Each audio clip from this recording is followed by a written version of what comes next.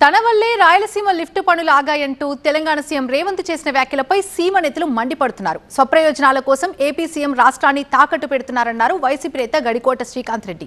ఎత్తిపోతల ప్రాజెక్టు ఆపేసి రాయలసీమకి చంద్రబాబు మరణ శాసనం రాశారని విమర్శించారు.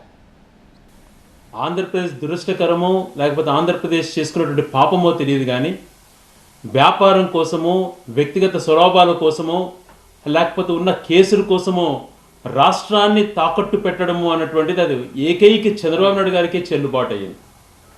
తన సొంత ప్రయోజనాల కోసం ఒక ప్రాంతాన్ని తాకట్టు పెట్టాడు అని అంటే ఏ రకమైనటువంటి ఆందోళన ఉంటుంది ఆ ప్రాంత ప్రజల్లో అన్నటువంటిది ఒక్కసారి చంద్రబాబు నాయుడు గారిని గమనించమంటున్నాం. స్వయానా రేవంత్ రెడ్డి గారు నిన్న అసెంబ్లీలో చెప్పారు, చంద్రబాబు నాయుడు గారితో నేను మాట్లాడి రాయలసీమకు సంబంధించినటువంటి లిఫ్ట్ ఇరిగేషన్ నేను నిలుపుదల చేయించాను, ఆయన యొక్క ఇన్ఫ్లుయెన్స్ వాడుకొని ఆయన ద్వారా కేంద్ర ప్రభుత్వం ద్వారా ఒత్తిడి చేయించి నేను రాయలసీమ లిఫ్ట్ ఇరిగేషన్ నిలిపాను. ఆ రాయలసీమ లిఫ్ట్ ఇరిగేషన్ నేను ముఖ్యమంత్రి అయిన తర్వాత చంద్రబాబు నాయుడు గారు ముఖ్యమంత్రి అయిన తర్వాత ఆ ప్రాజెక్ట్ నిలుపుదల అయిందో లేదో మీరు చూసుకోండి అన్నటువంటి మాట మాట్లాడాడు అని అంటే on record of the assembly. ఎంత దురదృష్టకరం అండి.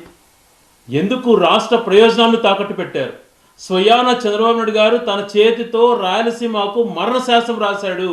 On the record Revanth Reddy గారే చెప్పారు, జగన్మోహన్ రెడ్డి గారు ఆ ప్రాంత ప్రయోజనాల కోసం కష్టపడ్డాడు, నేను నా ప్రాంత ప్రయోజనాల కోసం నేను కష్టపడ్డా. మధ్యలో అన్యాయం చేసింది ఎవరండి? మధ్యలో ఈ రాష్ట్రాన్ని తాకట్టు పెట్టింది ఎవరండి? చంద్రబాబు నాయుడు గారు కాదా? దేనికోసం? ఆయన సమాధానం చెప్పాలి. ఈరోజు నీ చేత్తో స్వయంగా నువ్వే మరణ శాసనం రాసావు కదా రాయలసీమకి.